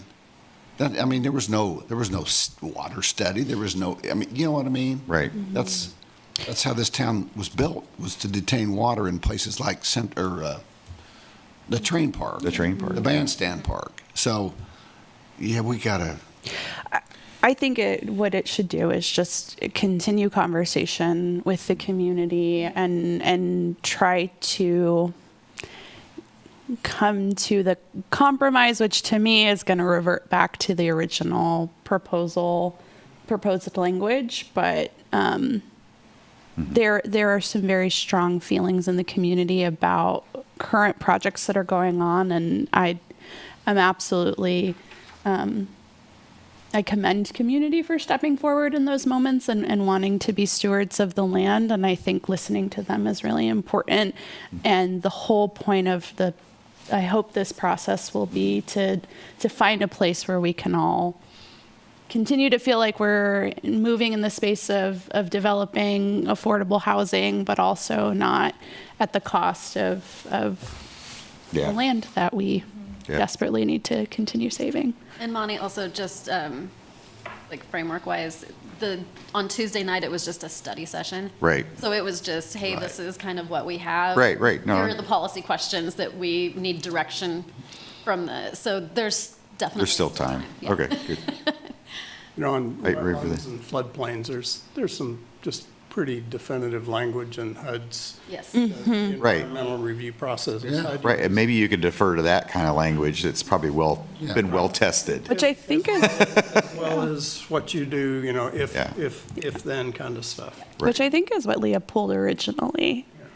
So, I wonder Right. too, if some of this, we have an environmental sustainability board too, and I don't know, I'm just thinking and throwing things out, but if that could be a place where we can examine some of the unintended impacts, or that group can help in some of the decisions or some of the understandings or misunderstandings of how the consequences of the build would affect environmental sustainability. Yeah.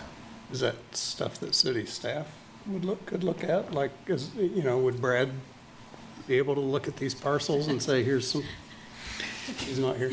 he's not, Well, not here to say no. certainly the city has staff that can do that, because they've even actually purchased lots in town Hi, Brad. that are in the floodplain, so they won't be developed, they're capable of doing that. Go ahead, Brad.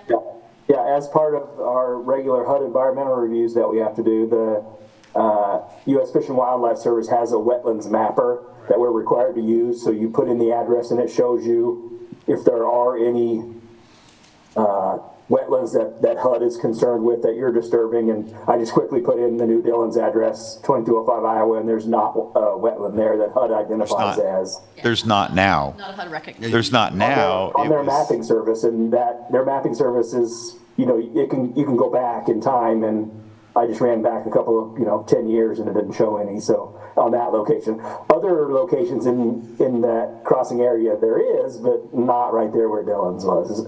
So we would use that HUD mapping service by as our definitive. Right. Moving away from the wetlands, I think contentious wetlands. What I thought was interesting about the work session and the discussion around affordability there's two pieces. The first one being this concept of affordability and perpetuity, right? Which I think has been the champion language that really typically means, for ground leases specifically, 99 years. Affordability of the actual structure was what was called into question. And I think it was Commissioner Dever who brought the fact up that, he could see 50 years of required affordability of a physical property, but to require 99 years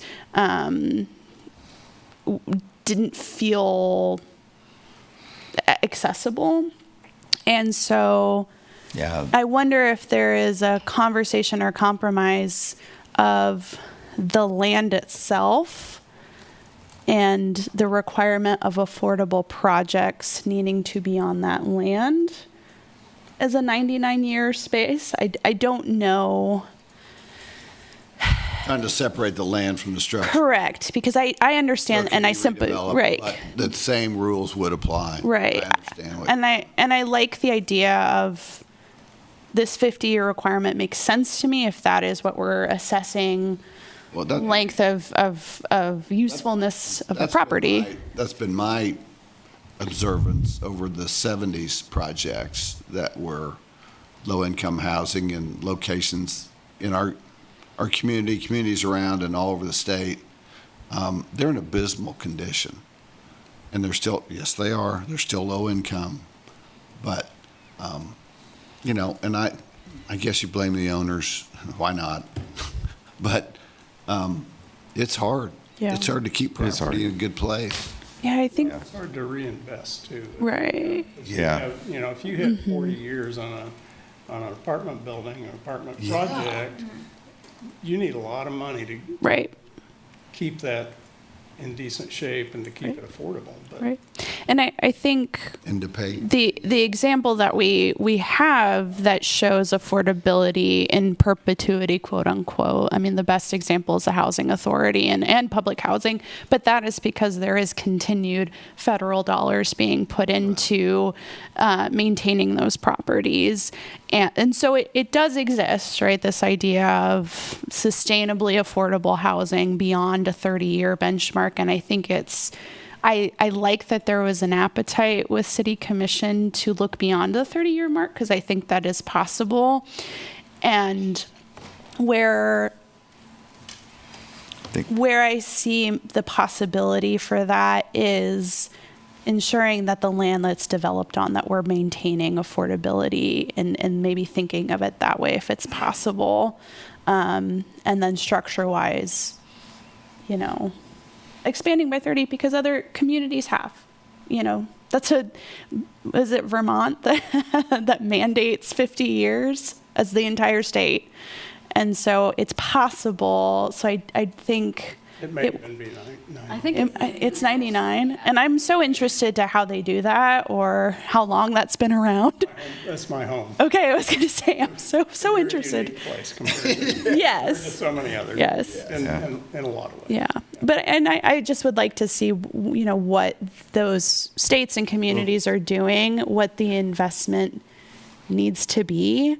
Because if we're going to start asking that of these projects, we need to be very well educated and versed as to what we're actually asking people, which I think is what Commissioner Dever was pointing to, is like, we really need to know what we're asking people and be prepared for that reality of it is a pretty deep investment.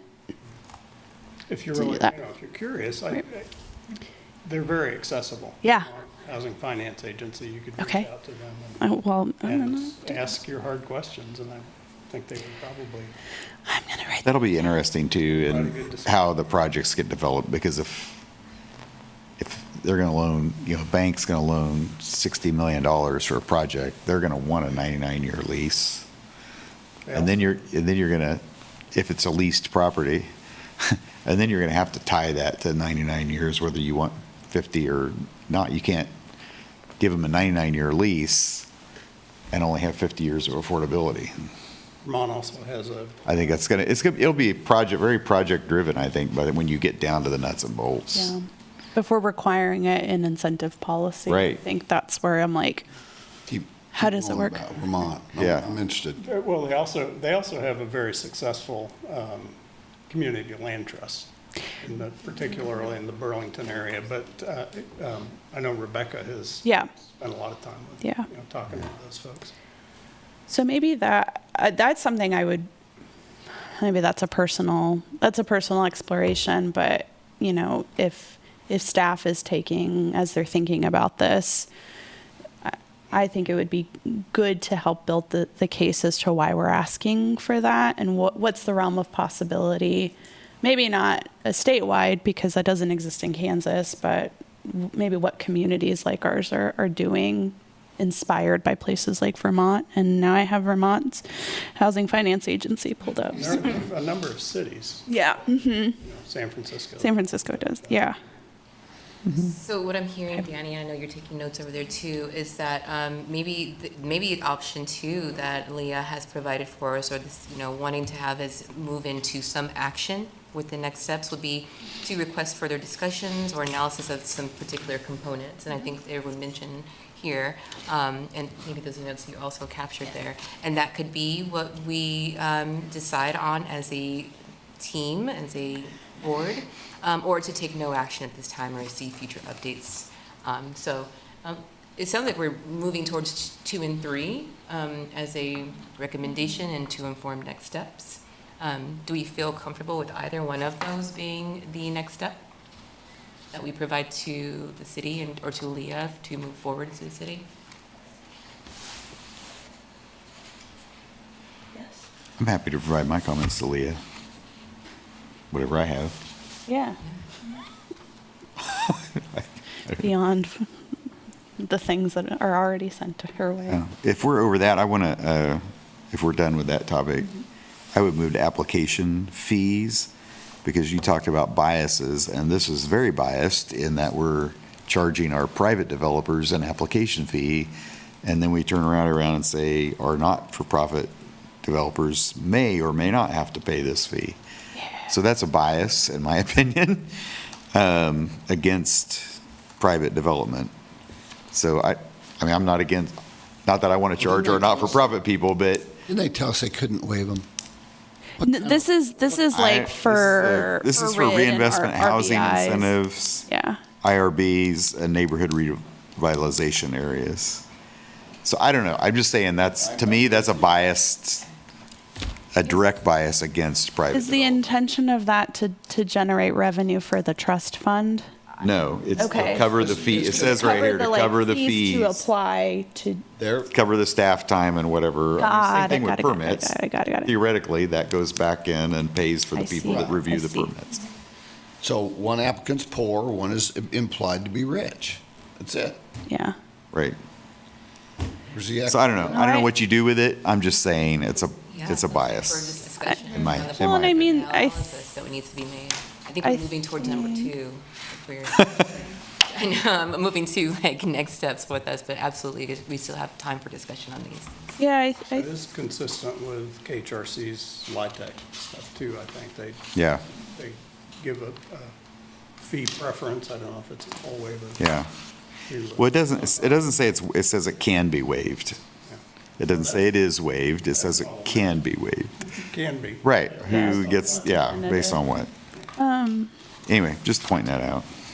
So some ambiguous language and pulling from those things I've noted, as well as the wetland seems to be a little bit of language needing more definition. It also disincentivizes people to do it. Yeah, I ran into somebody the other day. We're gonna do some projects. We're gonna be in front of you one of these days. Aw. I just wanted to go, God bless you. Well, I think at the meeting too, there was, it was mentioned a desire for maybe some more flexibility in this, which I think kind of gets it. Well, if you just say they could be waived for anybody, yeah. Yeah. that would cover everybody. the- Everybody had the same chance going in. It was something Theoretically, about how it's applied. even being able to apply, that there was some pretty definitive language. You may not apply if you are not going to do this. And so Yeah. There was a desire. Well, here's an 80-page app. Let's get you going there. I think the mayor requested that be revisited, right? The eligibility criteria. Yeah. What I appreciated about that discussion and what I think, okay, two things I appreciated. One was Shannon Orry coming up and kind of championing this because the separation of having perhaps a loan process and a grant process, setting the bias aside, we have our nonprofit organizations who can simply not apply for tech funding because of the way they operate or the way they're able to develop. And so what I think was interesting about what she said was that this does give opportunity for us to still champion LIHTC projects by potentially having a loan process and also looking at how are we using the grant funds to maybe champion that affordability and perpetuity through the channels that can actually accomplish that, right? Because I'm sorry? 99 years. 99 years, yes, because it can happen with our community land trust. It can happen with the housing authority. And so I think its intention to me is not to instill the bias of, we just want our LIHTC projects to be, funded through this loan, but really getting to the point of if that is a will of the board and the commission, the how we actually do that does have to lie in how we're funding things. And so I really appreciated her kind of analysis of that. The other thing was this idea of deeply affordable and actually starting to look at projects that are able to house people at 30% or below AMI, which is a huge need in our community and is addressing in tandem this conversation we're having around homelessness and being able to support things like permanently supportive housing, transitional housing, voucher-based housing. Those organizations are the ones that are housing those folks. And so how are we investing in ensuring that a wait list of 400 people for a voucher is actually met with the amount of housing that's needed? Because while we do fund affordable housing, a large percentage of the affordable housing we're funding is in that 60 to 80% AMI, right? Which is still considered affordable, but is not meeting that gap. And when people talk about the homelessness crisis, we cannot get people up and out of that space demanding that they live in the 80% AMI space or 60% even when they're living in that 0 to 30 range. And so I think that was an incredibly important point as to how are we starting to direct these conversations a little bit beyond putting units on the ground, but also in tandem supporting that, because we do have the need to continue to build for people that are in the 80 to 100%, 120% AMI range, right? There was that discussion of the missing middle. There was that discussion of moving towards home ownership and how we don't get projects for home ownership projects because they're expensive. And the appetite that has trended for a long time is getting multi-unit development on the ground. We get the most bang for our buck there. Right, and which is what we needed. Yeah, that's one segment of what we need. Right. one place on the spectrum. And so I think this gives the opportunity for us to expand a little bit more and start to think about that space that is a huge gap. Working in that space of trying to house folks experiencing homelessness was incredibly difficult because there just was not the housing stock available to do it. Yeah. So to that point, Section 8, Question 3, ATF caps, Affordable Housing Trust Fund caps, they placed caps on subsidies for different lengths of affordability. That could be very limiting if we want to. Sorry, what page are we on? I'm on page 32. Thank you. So it's in section 8. Sorry, section 8, question 3, it's Affordable Housing Trust Fund caps. So it places caps on what the subsidy per unit can be based on the affordability level, which is a good concept, but if you're trying to build 30% affordability, you're never going to get those units at $15,000 a cap or at $80,000 a cap. So I think that's a very, the idea is good that we have some kind of like limits on what we would spend per unit, but it's also very limiting if you're trying to do specific things. Yeah, especially when we just funded the tiny house. Those 2 tiny houses Which at were $90,000 or whatever. $1 million a foot. Yeah. So I'm just pointing that out. That could be problematic for when we get to the point we got a great project for 30% AMI and it takes $100,000 a unit to do it, or a for sale. This would not let us do it. So that's a problem in my book. Realistically, without ongoing rent subsidies, There's no way yet. the most effective way to get 30% units is to do a sizable A big- LIHTC project Right. that has that income range from 30 to 80. Right, Yeah, big front end, or big front end investment. right. Yeah, and I think if the Doing goal is that. to be Run out of money. expansive. And you run out of money. No, exactly. Yeah, That's why we built one tiny home, yeah. right? Just one? Did we do one? We're getting 2. Did we do 2? We're getting doing 2. Good for us. Bad memory. Yeah, that's a really good point. I think that's my only comments. And I think even in our applications, we rarely had any of the applicants, most of them were over 15,000. Yeah. Can't make these So Yeah, a lot of them were. unless you got. I wonder where that, I'm curious as to where we came to that number in the first place. And because it's showing up here because it's in our, The first it's in few our projects. application. Probably me harping on projects that were more than $10,000 a unit.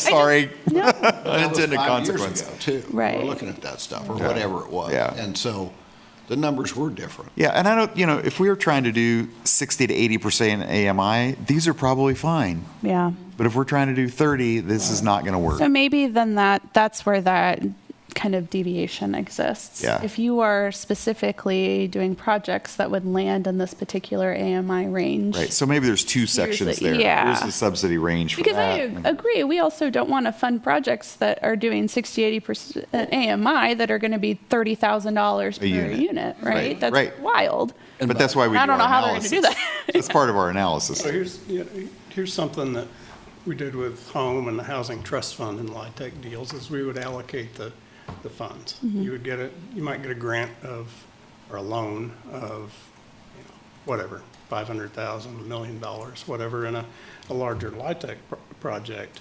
We didn't spread that across 80 units. We would say, okay, we're going to carve out These. 10 units or 12 units or whatever the number, do a cost allocation and say, we're putting, in this case, Housing Trust Fund money into 6 or 8 or whatever number not all of your total Right. inventory.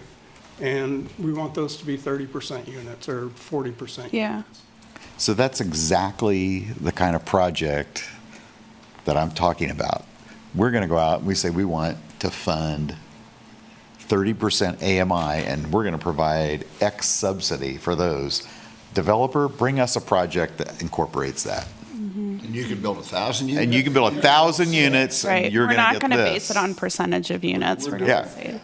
But that's what I'm talking about, having more of a targeted So let's move- application With that process. then, Second. Doesn't have to be a piece of ground and I a, get it. But let's, Yeah. for a minute, let's just be the developer. Okay. All right. So, in a way, if you get 3 free units, you don't. But if you did. right. How much really would that augment it to where he'd go with the rest of the deal privately? Yeah, I don't know.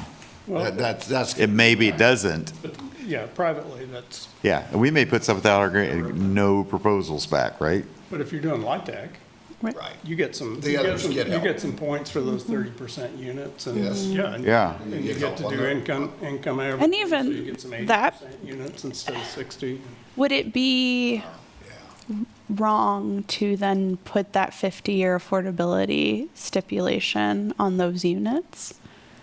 Well, again, I'm expanding beyond that a little bit because I'm curious.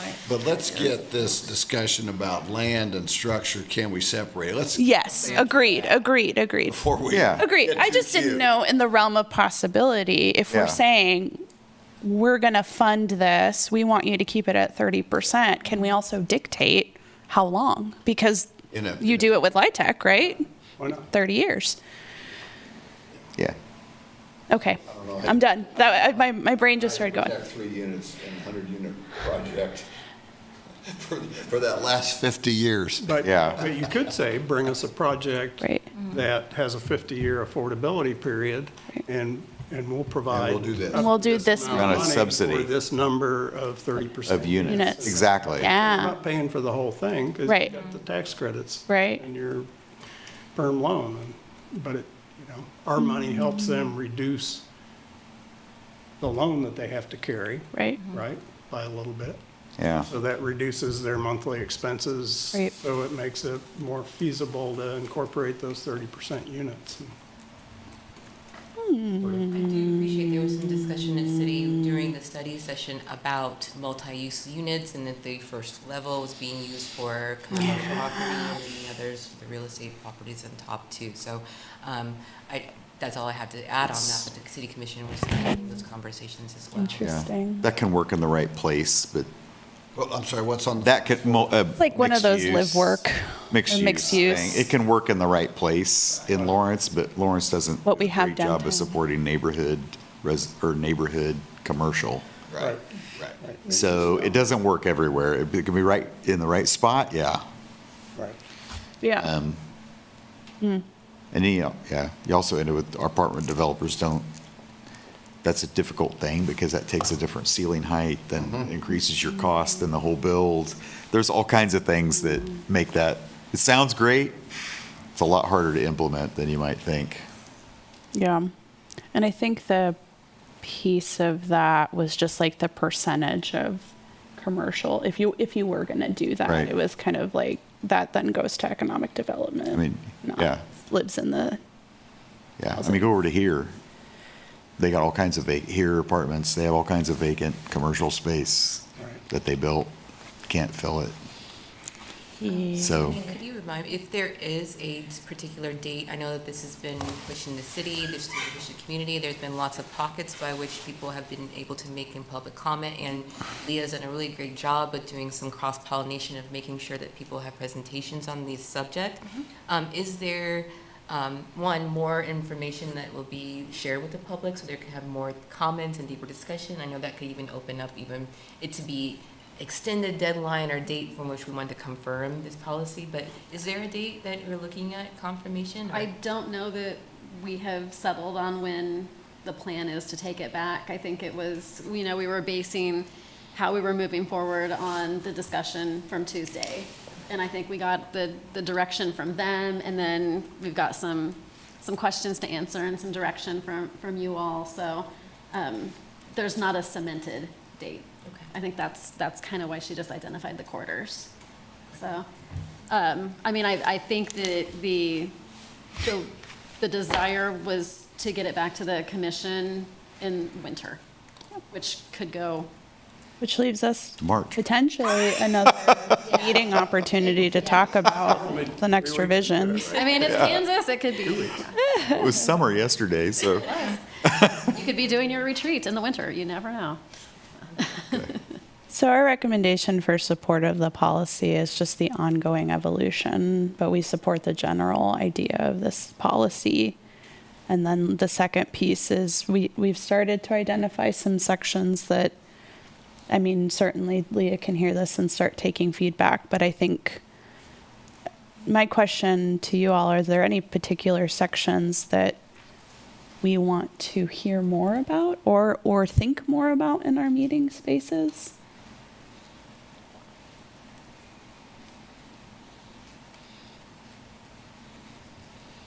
the answer can be no. I'm also curious about how much influence the study or report will have based upon some of the information that's gleaned from that and this policy as well. So those are still conversations happening. I'm not sure what the effect would be, but I'm just curious if there will be any. Well, we're not getting that until the end of the year.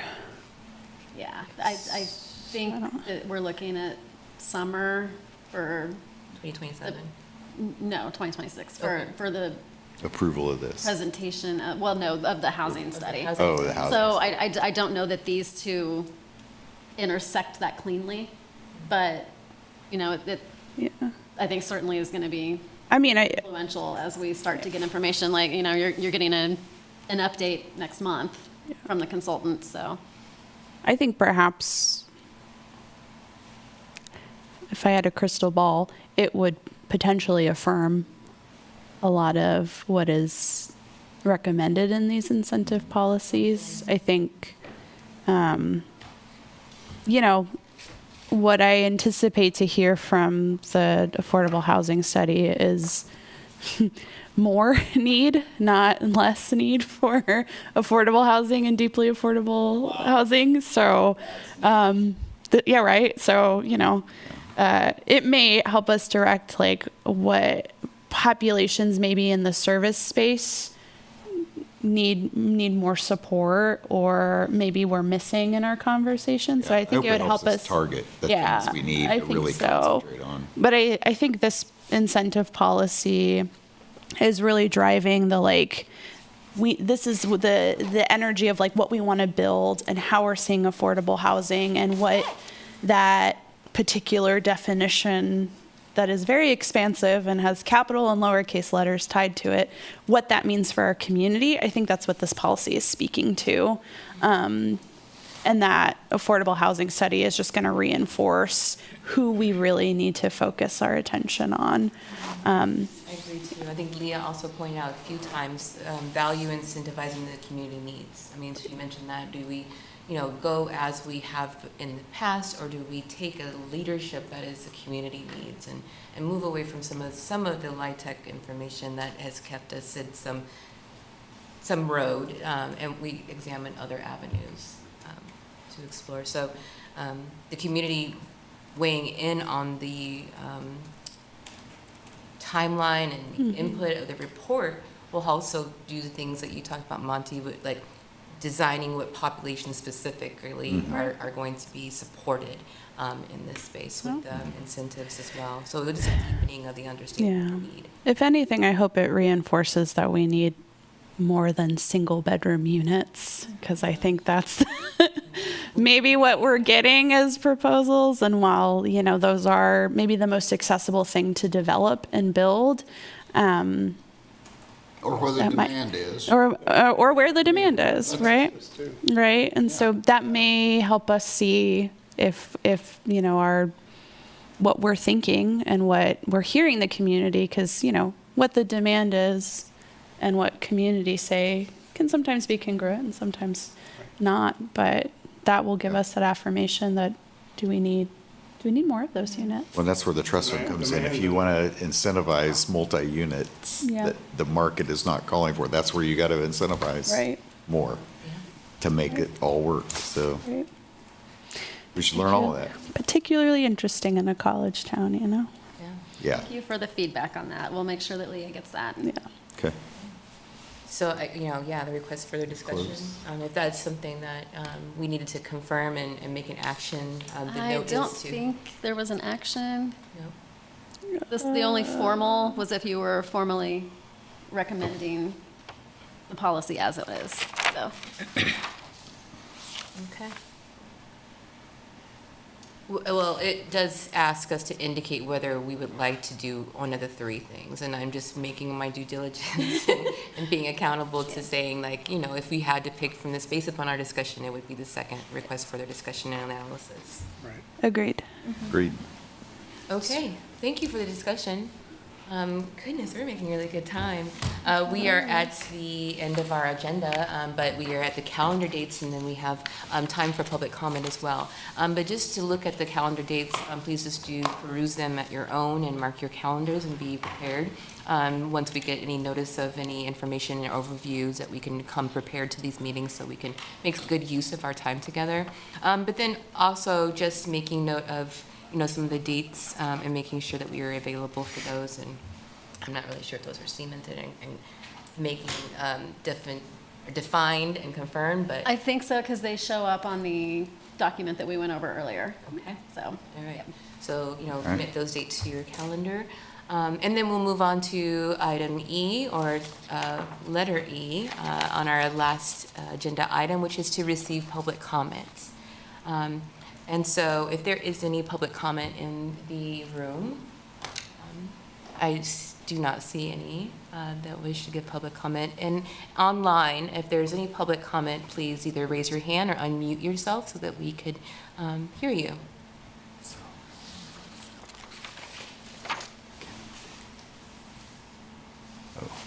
Okay.